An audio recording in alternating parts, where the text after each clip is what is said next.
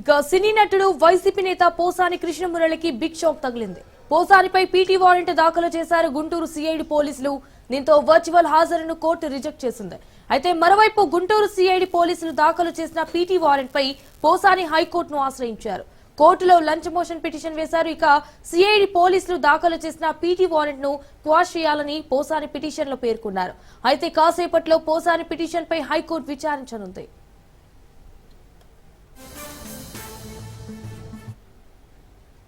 గతంలో పోసాని కృష్ణమురళి సీఎం చంద్రబాబు, లోకేష్, పవన్ కళ్యాణ్ వారి కుటుంబ సభ్యులపై అనుచిత వ్యాఖ్యలు చేశారు. ఈ కేసులో అరెస్ట్ అయిన పోసానికి నిన్న కర్నూలు కోర్టు బెయిల్ మంజూరు చేసింది. 20,000 పూచికత్తు, 2 జామీనుతో కోర్టు బెయిల్ ఇచ్చింది. అంతకుముందు రోజే నర్సరావుపేట జిల్లా కోర్టు కూడా బెయిల్ ఇవ్వడంతో నేడు ఆయన జైలు నుంచి విడుదలవుతారని అందరూ భావించారు. ఈ సమయంలోనే గుంటూరు సిఐడి పోలీసులు పీటీ వారెంట్ దాఖలు చేశారు.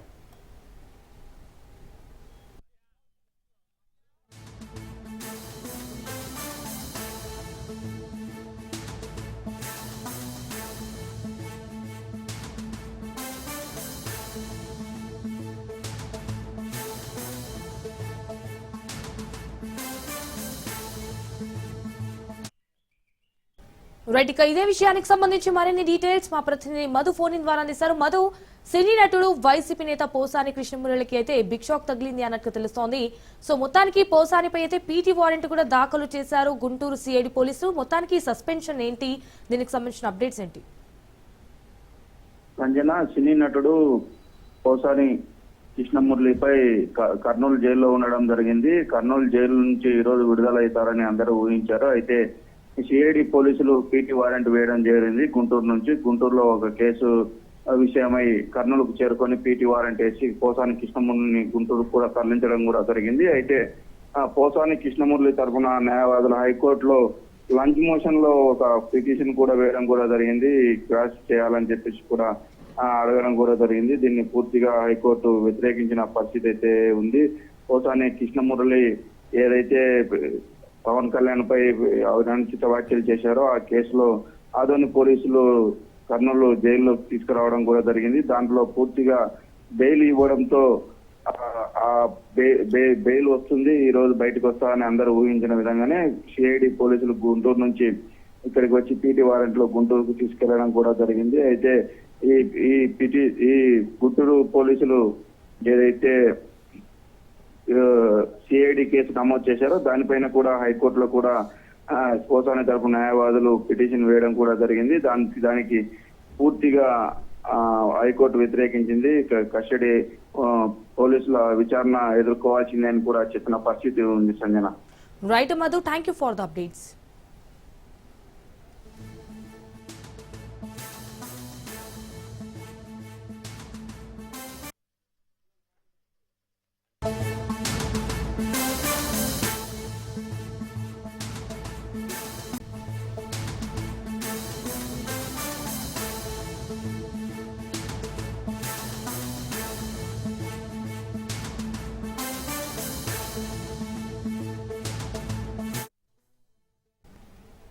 ఇక మాజీ మంత్రి కొడాలి నానికి ఏపీ హైకోర్టులో ఊరట లభించింది. ఆయనపై తొందరపాటు చర్యలు తీసుకోవద్దని పోలీసులను ధర్మాసనం ఆదేశించింది. 35(3) కింద నోటీసులు ఇచ్చిన తర్వాతనే తదుపరి చర్యలు ఉండాలని సూచించింది. ఇక విశాఖలో నమోదైన కేసులో కొడాలి నాని హైకోర్టును ఆశ్రయించాడు.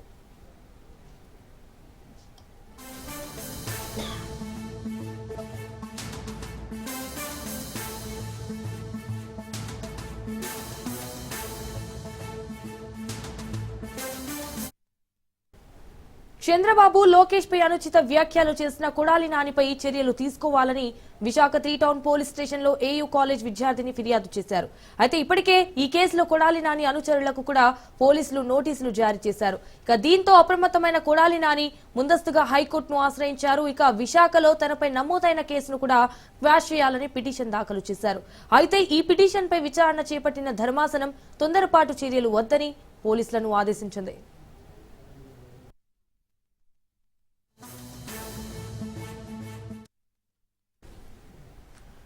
ఇదే విషయానికి సంబంధించి మరిన్ని డీటెయిల్స్ మా ప్రతినిధి క్రాంతి ఫోన్ ద్వారా అందిస్తారు. క్రాంతి, ఇటు మాజీ మంత్రి కొడాలి నానికి అయితే ఏపీ హైకోర్టులో ఊరట లభించింది. సో దీనికి సంబంధించిన అప్డేట్స్ ఏంటి? సంజన, మాజీ మంత్రి కొడాలి నాని పైన విశాఖపట్నంలో కేసు గతంలో నమోదవటం జరిగింది. అయితే తన పైన నమోదైన కేసులకి సంబంధించి స్క్వాష్ చేయాలంటూ కూడా కొడాలి నాని హైకోర్టుని ఆశ్రయించడం జరిగింది. అయితే ఈ నేపథ్యంలోనే ఇరువాదనల విన్న న్యాయస్థానం ప్రస్తుతం హైకోర్టులో కొడాలి నాని పైన ఇప్పటికే కేసులకి సంబంధించి ఎలాంటి తొందరపాటు చర్యలు తీసుకోవద్దంటూ 35(3) యాక్ట్ ప్రకారం నోటీసులు జారీ చేయాలంటూ కూడా హైకోర్టు అటు పోలీసుల్ని ఆదేశించడం జరిగింది. ఈ నేపథ్యంలోనే ప్రస్తుతం రాష్ట్ర వ్యాప్తంగా కూడా గతంలో వైసీపీ నేతలు ఎవరైతే అధికార దుర్వినియోగానికి పాల్పడ్డారో దానికి సంబంధించి ప్రస్తుతం అరెస్టులు నడుస్తున్న నేపథ్యంలో హైకోర్టులో కొడాలి నానికి ఊరట లభించిందని కూడా చెప్పుకోవచ్చు. ఏదైతే తన పైన విశాఖపట్నంలో నమోదైన కేసుకు సంబంధించి ప్రస్తుతం స్క్వాష్ అంటే ఆ కేసు అక్రమంగా తన పైన రాజకీయ కారణాలతో పెట్టారు కాబట్టి దాన్ని స్క్వాష్ చేయాలంటూ కూడా హైకోర్టుని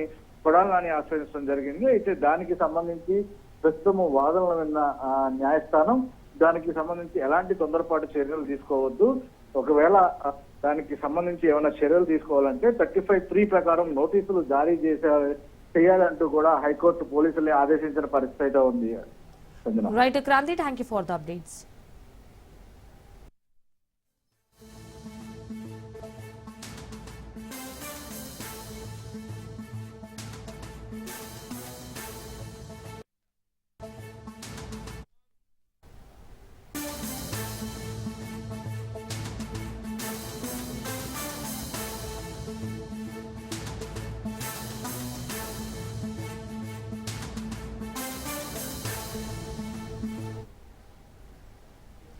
అసెంబ్లీ కమిటీ హాల్లో సీఎల్పీ భేటీ ముగిసింది. సీఎం రేవంత్ అధ్యక్షతన సమావేశం జరిగింది. సమావేశంలో భాగంగా మంత్రులు, ఎమ్మెల్యేలు, ఎమ్మెల్సీలు హాజరయ్యారు. అయితే అసెంబ్లీ సమావేశాల్లో అనుసరించాల్సిన వ్యూహంపై సీఎం రేవంత్ వారికి దిశానిర్దేశం చేశారు.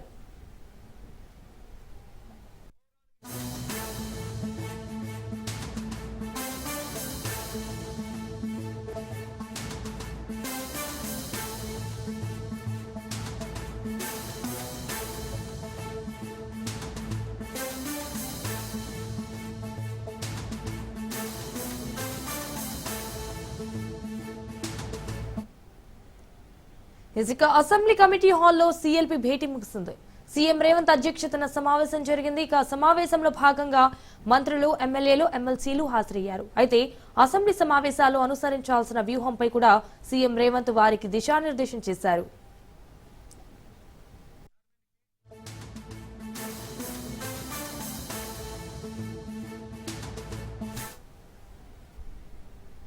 రైట్, ఇక ఇదే విషయానికి సంబంధించి మరిన్ని డీటెయిల్స్ మా బ్యూరో చీఫ్ రాజిరెడ్డి ఫోన్ ద్వారా అందిస్తారు. రాజిరెడ్డి, ఇది అసెంబ్లీ కమిటీ హాల్లో అయితే సీఎల్పీ భేటీ ముగిసింది అన్నట్టు తెలుస్తోంది. అలాగే సీఎం రేవంత్ అధ్యక్షతన సమావేశం జరిగింది. సో దీనికి సంబంధించిన అప్డేట్స్ ఏంటి?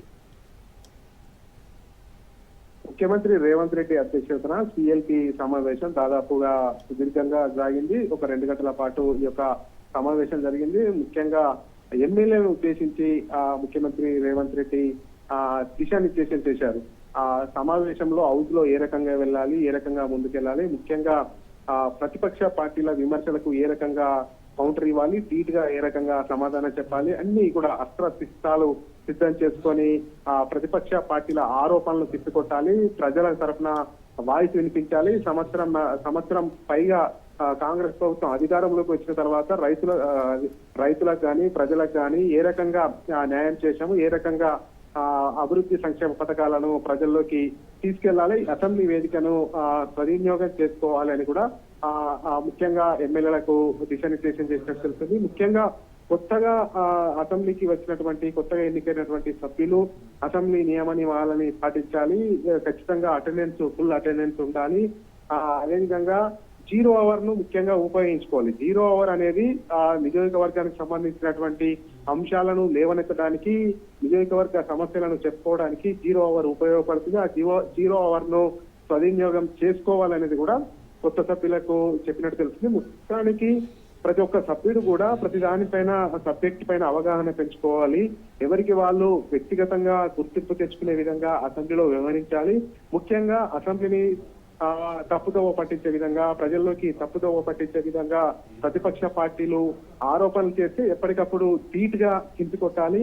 ప్రజాపాలన వచ్చి సంవత్సరం పైగా అయింది, ఏ రకంగా ప్రజలకు ప్రభుత్వం దగ్గరైంది, ఎలాంటి అభివృద్ధి సంక్షేమ కార్యక్రమాలు చేశామనేది కూడా అసెంబ్లీ వేదికగా యూటిలైజ్ చేసుకోవాలి అనేది కూడా ముఖ్యమంత్రి రేవంత్ రెడ్డి చెప్పినట్టు తెలుస్తుంది. అంతేకాకుండా అసెంబ్లీ సమావేశాల్లోనే ఈ జరుగుతుండగానే మధ్యలో జిల్లాల వైపుగా ఎమ్మెల్యేలతో కూడా ప్రత్యేక భేటీ అవుతాను, ఆ జిల్లాలో ఆ నియోజకవర్గాల్లో నెలకొన్నటువంటి సమస్యలను కూడా తెలుసుకుంటాను, ఎక్కడికక్కడ పరిష్కారాలు చేస్తానని కూడా చెప్పినట్టు తెలుస్తుంది. మొత్తానికి ఈ యొక్క అసెంబ్లీ సమావేశాన్ని ఎమ్మెల్యేలు యూటిలైజ్ చేసుకోవాలి, ముఖ్యంగా ప్రతిపక్ష పార్టీలకు ధీటుగా సమాధానం చెప్పాలి అనేది కూడా ముఖ్యమంత్రి రేవంత్ రెడ్డి అటు మంత్రులకు ఎమ్మెల్యేలకు సూచించినట్లు సమాచారం. Right Rajireddy, thank you for the updates. Welcome back. Tollywood నటి సౌందర్య మృతిపై మరోసారి సంచలన ఆరోపణలు బయటకొచ్చాయి. సౌందర్య మరణానికి నటుడు మోహన్ బాబు కారణమని సామాజిక కార్యకర్త చిట్టిమల్లు అనుమానం వ్యక్తం చేశాడు. సౌందర్య మృతి అనేది ప్రమాదం కాకుండా ఓ కుట్ర కేసుగా పరిగణలోకి తీసుకుని విచారించాలని కూడా కలెక్టర్ కు ఎదురుగట్ల చిట్టిమల్లు ఫిర్యాదు చేశాడు. జల్పల్లిలోని సౌందర్యకు సంబంధించిన 6 ఎకరాల గెస్ట్ హౌస్ ను మోహన్ బాబు విక్రయించాలని ఆమె సోదరుడు అమర్నాథ్ బెదిరించాడని కూడా ఆరోపణలు చేశాడు. వాళ్లు నిరాకరించడంతో హత్యకు ప్లాన్ చేశాడని అనుమానం వ్యక్తం చేశారు.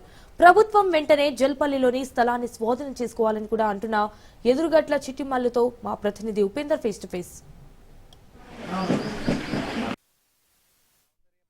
మరోసారి సంచలన ఆరోపణలు వెలుగులోకి వస్తున్నాయి. ఏదైతే ఆమె హెలికాప్టర్ ప్రమాదంలో మృతి చెందడంపై కూడా ఇప్పటికీ పలు కథనాలు వచ్చిన నేపథ్యంలోనే ఇటీవల ఏదైతే ఖమ్మం నగరానికి చెందినటువంటి ఓ వ్యక్తి కూడా ఇప్పటికే అటు ఆమె హెలికాప్టర్ ప్రమాదంలో చనిపోలేదు, ఇదంతా కుట్రలో భాగంగా అని చెప్పేసి ఇప్పటికే అటు ఖమ్మం జిల్లా కలెక్టర్ కూడా ఫిర్యాదు చేయడం, అదేవిధంగా రూరల్ పోలీస్ స్టేషన్లు కూడా ఫిర్యాదు చేయడం ఇప్పుడు సంచలనంగా మారింది.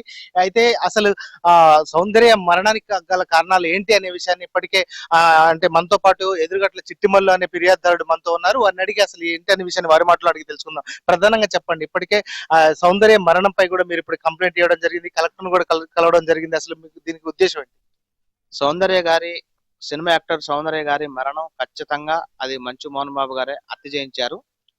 దీనికి సంబంధించి సాక్ష్యాధారాలు నా దగ్గర ఉన్నాయి. ముందు రోజులలో చనిపోయే ముందు కూడా సౌందర్య గారిని మంచు మోహన్ బాబు సినిమా యాక్టర్ అడగడం జరిగింది. ఆ జల్లిపల్లిలో ఉన్నటువంటి 6 ఎకరాలు గెస్ట్ హౌస్ నాకు ఇవ్వమని అడగగా సౌందర్య తిరస్కరించారు. ఇది నేను మీకు ఇవ్వను, నేనే ఉంచుకుంటాను, నేను ప్రేమ పడి కొనుక్కున్నాను చెప్పిన అతను వినకుండా వెంటబడ్డాడు. అప్పుడు సౌందర్య గారి మీద కక్ష పెంచుకొని మరి ఆమెని కావాలనే హత్య చేయించి 27 ఏప్రిల్లో 2004లో ఖచ్చితంగా బెంగళూరు నుంచి సౌందర్య వాళ్ళ తమ్ముడు అమర్నాథ్ బెంగళూరు నుంచి తెలంగాణ హెలికాప్టర్ లో పార్టీ ప్రచారంలో వస్తున్న క్రమంలో మంచు మోహన్ బాబు సినిమా యాక్టర్ కావాలనే హత్య చేయించి ఆ సౌందర్య గారి జల్లుపల్లిలో 6 ఎకరాలు అక్రమంగా అనుభవిస్తున్నాడు. మిత్రులారా, మరి ఆ సౌందర్య గారి 6 ఎకరాలు జల్లిపల్లిలో ఉన్నటువంటి అది అనాథాశ్రమాన్ని కానీ గవర్నమెంట్ స్వాధీనం చేసుకోవాలని నేను డిమాండ్ చేస్తున్నాను. మరి మంచు మోహన్ బాబు మీద కఠినమైన చర్య తీసుకోవాలని, తగు చర్యలు తీసుకొని న్యాయం చేయాలని కోరుకుంటున్నాను. ఇప్పటికే ఇటు కలెక్టర్ ను కూడా కలవడం జరిగింది, అటు ఫిర్యాదు ఇవ్వడం జరిగింది, ఇటు రూరల్ పోలీస్ స్టేషన్ కూడా ఫిర్యాదు ఇచ్చినట్టు తెలుస్తుంది. నిజంగా ఇచ్చారా? నిజంగానే ఇచ్చాను. మరి రూరల్ పోలీస్ స్టేషన్ లో నేను సిఐ గారికి ఇచ్చాను. దానికి సంబంధించి రసీదు ఖమ్మం రూరల్ పోలీస్ స్టేషన్ లో నేను కేసు పెట్టాను. మిత్రులారా, మరి ఆ కంప్లైంట్ విచారించి కేసు ఫైల్ చేయాలని నేను రూరల్ పోలీస్ వారిని కోరుకుంటున్నాను. అలాగే మన ఖమ్మం మరి కలెక్టర్ గారి ఆఫీసులో మరి ఎనివాడలో కూడా పిటిషన్ ఇవ్వటం జరిగింది. ఖమ్మం కలెక్టర్ గారు కూడా మరి కేసు కట్టి న్యాయం చేయాల్సిందిగా నేను కోరుకుంటున్నాను. ప్రధానంగా మీకు ఇన్ని సంవత్సరాల తర్వాత ఇప్పుడే కంప్లైంట్ చేయడానికి ప్రధాన కారణం ఏంటిది? మీకు ఏమైనా ఆధారాలు ఉన్నాయి? అటువంటి ఆరోపణలు అంటే ఆరోపణలు చేస్తున్నారు కదా? ఆరోపణలు చేయటం కాదు, అది నిజం, జరిగినది మాట వాస్తవం, నిజం. ఎస్. కాబట్టి సౌందర్య సినిమా యాక్టర్ సౌందర్య మరణానికి కారణం ముమ్మాటికి మంచు మోహన్ బాబు గారే, నిజం. అంటే ప్రధానంగా చూసుకుంటే సౌందర్య మృతిపై కూడా పలు ఆరోపణలు చేస్తున్నారు. ఇప్పటికే ఎన్నో కథనాలు కూడా వచ్చినాయి. ఆమె మృతిపై కూడా చాలా కథనాలు వచ్చిన నేపథ్యంలో ఇటీవల మాత్రం ఇప్పుడు ఖమ్మం జిల్లా ఏదైతే సత్యనారాయణపురానికి చెందినటువంటి ఎదురుగట్ల చిట్టిమల్లు మాత్రం అటు కలెక్టర్ ను కలిసి కూడా ఫిర్యాదు చేయడం, అదేవిధంగా రూరల్ పోలీసులు కూడా ఫిర్యాదు చేయడం సంచలనంగా మారింది. ఇప్పటికే ఏదైతే ఎదురుగట్ల చిట్టిమల్లు చెప్తున్నది ప్రకారం అటు మంచు మోహన్ బాబు సంబంధించి ఏదైతే జల్లపల్లిలో ఉన్నటువంటి 6 ఎకరాల భూమిని ఆక్రమించుకోవడం కోసం కోసం ఇదంతా చేశాడని చెప్పేసి అయితే ఆయన ప్రధానంగా ఆరోపిస్తున్నారు. ప్రధానంగా ఆ స్థలాన్ని కూడా ఇప్పటికే అటు ఏదైతే ప్రభుత్వం స్వాధీనం చేసుకోవాలని, అదే విధంగా ఇక్కడ ఉన్నటువంటి ఏదైతే తమకు అటు మంచు మోహన్ బాబు నుంచి కూడా ప్రాణహాని ఉందని కూడా చెప్తున్న పరిస్థితి ప్రధానంగా కనిపిస్తుంది. తనకు రక్షణ కూడా కల్పించాలని చెప్తున్నారు. ఖచ్చితంగా అటు నేను ఆరాధించే నటికి మాత్రం ఖచ్చితంగా న్యాయం జరగాలని చెప్పేసి అయితే అటు మోహన్ బాబు అంటే అదిరిగట్ల చిట్టిమల్లి చెప్తున్న పరిస్థితి ఇక్కడ కనిపిస్తుంది. ఇది ఇక్కడ తాజా పరిస్థితి. ఉపేంద్ర అయితే రవీంద్ర భారతిలో సీఎం రేవంత్ రెడ్డి మాట్లాడుతున్నారు. ఇప్పుడు లైవ్ చూద్దాం. అదే ఎల్పీ స్టేడియంలో మా చీఫ్ సెక్రటరీ గారు వాళ్ళు అందించే వివరాల ప్రకారం దాదాపుగా 57,946 ఉద్యోగ నియామకాలు చేపట్టినమని గర్వంగా మీ ముందు నిలబడి నేను చెబుతున్నా. ఈరోజు మీరు అందరూ చదువుకున్న వాళ్ళు, లెక్చరర్స్ కాదు, పాలిటెక్నిక్ కావచ్చు, లేకపోతే జూనియర్ కాలేజ్ కావచ్చు, దేశ చరిత్రలోనే ఏ రాష్ట్రంలో అయినా మొదటి సంవత్సరంలో 57,946 ప్రభుత్వ ఉద్యోగ ఖాళీల నియామకం చేపట్టిన రాష్ట్రం ఏదైనా ఉన్నదా? మీరు సమయం తీసుకొని మీరు మొత్తం వివరాలు సేకరించి మళ్ళీ తెలంగాణ సమాజానికి మీరు చెప్పండి. ఇది మా ప్రభుత్వం మీ అండతో సాధించిన విజయం. ఈ విజయం అసామాన్యమైనది. ఎందుకంటే ఇన్ని ఉద్యోగ నియామకాలను ఇవ్వడం ద్వారా తెలంగాణ ఉద్యమానికి పునాదులుగా ఉపయోగపడ్డ నిరుద్యోగ యువకుల యొక్క సమస్యను శాశ్వతంగా పరిష్కరించి ప్రభుత్వ ఉద్యోగ నియామకాలు అందించిన నాకు చాలా ఆత్మ సంతృప్తినిచ్చిన సందర్భం. ఒక కుటుంబంలో ఒక ఉద్యోగం వస్తే ఆ కుటుంబం యొక్క భవిష్యత్తే కాదు, వాళ్ళ భవిష్యత్ తరాల యొక్క భవిష్యత్తు కూడా తీర్చిదిద్దడానికి ఉపయోగపడుతుంది. ఈరోజు ప్రభుత్వ ఉద్యోగ నియామకాలలో మీరు అభివృద్ధి పదం వైపు నడిస్తే మీ భవిష్యత్ తరాలందరూ కూడా ఒక క్రమ పద్ధతిలో అభివృద్ధి జరగడానికి ఉపయోగపడుతుంది. మీ ఒక్కరికే పరిమితం అయ్యేది కాదు, మీకు, మీ ఊరికి, మీ కుటుంబానికి ప్రయోజనం చేకూర్చేది. ముఖ్యంగా విద్యాశాఖ ప్రభుత్వ ఉద్యోగాలలో అన్నిటికంటే కీలకమైనది విద్యాశాఖ. అది సాంకేతిక విద్యనా, లేకపోతే ప్రాథమిక విద్యనా, ఉన్నత విద్యనా, ఏది అనేది పక్కన పెడితే ఈ విద్యనే దేశ భవిష్యత్తు తరగతి గదుల్లో ఉన్నది అని పెద్దలు చెప్పిండ్రు. ఇవాళ ఈ దేశం యొక్క ఆర్థిక పురోగతి మన విద్యాశాఖలో ఉన్నది. ఈ విద్యాశాఖనే భవిష్యత్తు విద్యార్థుల యొక్క భవిష్యత్తును తీర్చిదిద్దవలసిన మీ సిబ్బంది ఈరోజు ఆ బాధ్యత తీసుకొని తెలంగాణ నిర్మాణంలో భాగస్వాములు కాబోతున్నారు. అలాంటి విద్యాశాఖలో ఇచ్చే ఉద్యోగము విద్యాశాఖకు కేటాయించే నిధులు ఖర్చు కాదు, అది భవిష్యత్ తరాల పెట్టుబడి. అందుకే తెలంగాణ రాష్ట్రంలో మొట్టమొదటిసారి 21,650 కోట్ల రూపాయలు విద్యాశాఖకు కేటాయించి విద్యకు మా ప్రభుత్వంలో ప్రాధాన్యత ఉన్నదని చెప్పి మేము ప్రయత్నం చేసినాం. 10 సంవత్సరాలు డిఎస్సి నోటిఫికేషన్లు ఇవ్వకపోవడం, ఇచ్చిన పరీక్షలు రాయకపోవడం, పరీక్షలు రాసిన ప్రశ్నాపత్రాలు జవాబు పత్రాలు జిరాక్స్ సెంటర్లలో అమ్ముతుంటే వాటన్నిటిని పక్కన పెట్టి టెట్ పరీక్షలు నిర్వహించడమే కాకుండా డిఎస్సి నోటిఫికేషన్ ఇచ్చి 55 రోజులలో మా అధికారులు పరీక్షలు నిర్వహించడం, ఫలితాలను ఇవ్వడము, నియామక పత్రాలను అందజేయడం కూడా 55 రోజుల్లోనే 11,000 పైచిలకు ఉపాధ్యాయులను నియమించిన చరిత్ర తెలంగాణ రాష్ట్రంలో మన ప్రభుత్వానిది, ప్రజాపాలనది. అదేవిధంగా 15-20 సంవత్సరాలు టీచర్ల ప్రమోషన్లు రాలే, 10 సంవత్సరాలు బదిలీలు జరగలే. దాదాపుగా 22,000 మంది టీచర్ల యొక్క ప్రమోషన్లు ఇవ్వడమే కాకుండా 36,000 మంది టీచర్ల యొక్క బదిలీలు చేసి విద్యా శాఖను ప్రక్షాళన చేసి ఈ ప్రభుత్వం మీకు అండగా నిలబడుతుంది అని చెప్పి మేము స్పష్టంగా ఆ నిర్ణయం తీసుకొని ముందుకు వచ్చినాం. అదేవిధంగా ఈరోజు తెలంగాణ రాష్ట్రంలో విద్యాశాఖ కొంత నిర్లక్ష్యానికి 10 సంవత్సరాలు గురవడం వల్ల దేశంలో ఉన్న రాష్ట్రాలలో అట్టడుగు నుంచి లెక్క పెడితే 2వ రాష్ట్రంగా 3వ రాష్ట్రంగా ఉన్నాం. మొదటి నుంచి లెక్క పెడితే 1, 2, 3లో ఉండాల్సిన తెలంగాణ రాష్ట్రం విద్యాశాఖలో చిట్ట చివరి నుంచి లెక్క పెడితే 2వ స్థానంలో 3వ స్థానంలో ఉండడం అనేది ఇది ఆందోళన కలిగించే విషయము. కేరళతో పాటు పోటీపడి రాణించవలసిన తెలంగాణ రాష్ట్రం విద్యాశాఖలో ఇంతగా ప్రమాణాలు పడిపోవడం ఇది ఆందోళనకరము, ఇది తెలంగాణ జాతికి అవమానకరం అని చెప్పి నేను ఈ సందర్భంగా చెప్పదలుచుకున్న మిత్రులారా.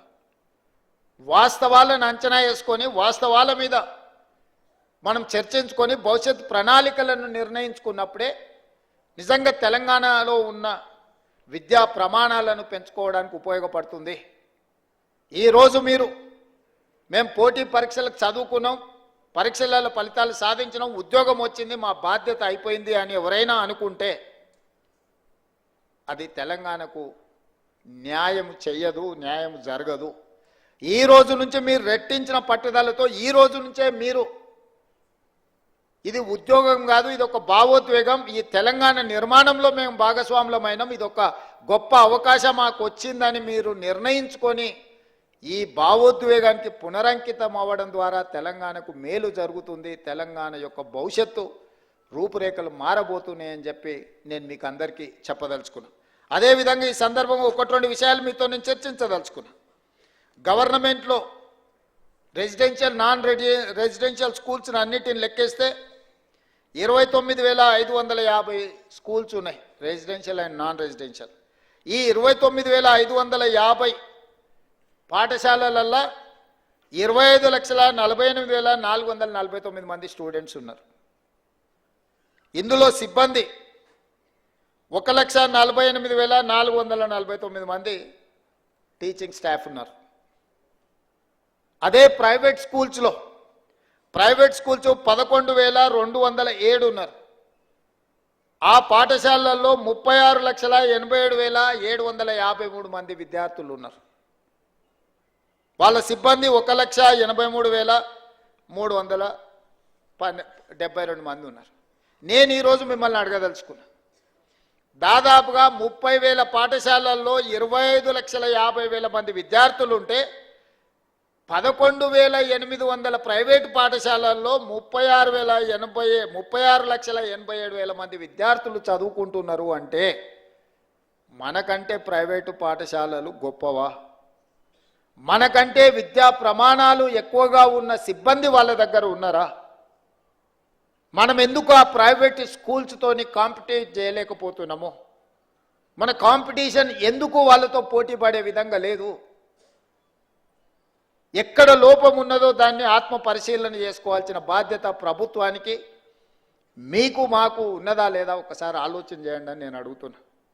ఈరోజు ప్రైవేట్ స్కూల్స్ చదువులు చెప్పే అక్కడ ఉండే ఉపాధ్యాయుల యొక్క ఎక్స్పీరియన్స్ కానీ వాళ్ళ చదువులు కానీ మీకంటే ఎక్కడ ఎక్కువ లేవు. నేను చాలా పాఠశాలల్లో వివరాలు తెప్పించిన, కానీ ఫోకసే ఎక్కడో మిస్ అవుతున్నాం. దీన్ని సరిదిద్దాల్సిన బాధ్యత మన అందరి మీద ఉన్నది. ప్రతి సంవత్సరం ప్రభుత్వ పాఠశాలల్లో విద్యార్థుల యొక్క చేరిక తగ్గుతూ వస్తుంది. విద్యా ప్రమాణాలు పడిపోతున్నాయి. ఇది ఆందోళన కలిగించే స్థాయికి చేరుకున్నాము. విద్యా ప్రమాణాలను పెంచడమే కాదు, విద్య ప్రభుత్వ కేటాయిస్తున్న నిధుల్ని మీరు లెక్కేయండి. ఈరోజు రెసిడెన్షియల్ స్కూల్స్లో నాకు తెలిసి ఒక్కొక్క విద్యార్థి మీద 40,000 ఖర్చు పెడితే రెగ్యులర్ డే స్కూల్స్లో 80,000 నుంచి 90,000 ప్రతి సంవత్సరం ఖర్చు పెడుతున్నాం మనం. ప్రభుత్వ పాఠశాలలో నెలకు 2,000 ఫీజు పెట్టినా కూడా 24,000-25,000 ఖర్చు పెడుతున్నారు తల్లిదండ్రులు కానీ పిల్లలు కానీ. నెలకు 2,000-3,000 స్కూల్ ఫీజు కడితే కూడా ప్రైవేటు స్కూళ్ళల్లో చదువుకునే విద్యార్థుల మీద పెడుతున్న ఖర్చు 25,000-30,000 ఉంటే ప్రభుత్వంలో చదువుకుంటున్న స్కూళ్ళలో 80 నుంచి ₹1,00,000 ఖర్చు అవుతుంది. 80,000 నుంచి ₹1,00,000 వరకు ఖర్చు అవుతున్న దాంట్లో ప్రధానమైన ఖర్చు అధ్యాపకుల యొక్క జీతభత్యాలు. ఇంత ఖర్చు పెట్టి మనము ఇది ఖర్చు కాదు, ఇది భవిష్యత్తు పెట్టుబడి అని ప్రభుత్వం భావిస్తుంది. ఇట్లాంటి పెట్టుబడి పెట్టి మనం ఫలితాలు సాధించుకోకపోతే ఇది మన అందరం కూడా కలిసి కూర్చొని, నేను మీ అందరి మీద నెపం నెట్టదలుచుకోలే, ప్రభుత్వం వైపు నుంచి కూడా మీకు డైరెక్షన్ కావాలి. లీడర్ అనే వాళ్ళు లీడ్ చేసినప్పుడే మీరందరూ ఆ మార్గంలో నడుస్తారు. లీడరే డైరెక్షన్ లేసుకుంటే మీరు కూడా ఎక్కడికి వెళ్ళాలో మీకు గమ్యం తోయదు. డైరెక్షన్లెస్ లీడర్గా నేను ఉండదలుచుకోలేదు. I wanted to lead my state. I wanted to develop my state. I wanted to improve my infrastructure. I wanted to take a better policy. Stanford ఆక్స్ఫర్డ్లో చెప్పేటోళ్ళు ఏం గొప్పోళ్ళు కాదు, మన వాళ్ళే అక్కడికి వెళ్ళి అమెరికాలో మనోళ్ళు చదువులు చెప్తున్నారు.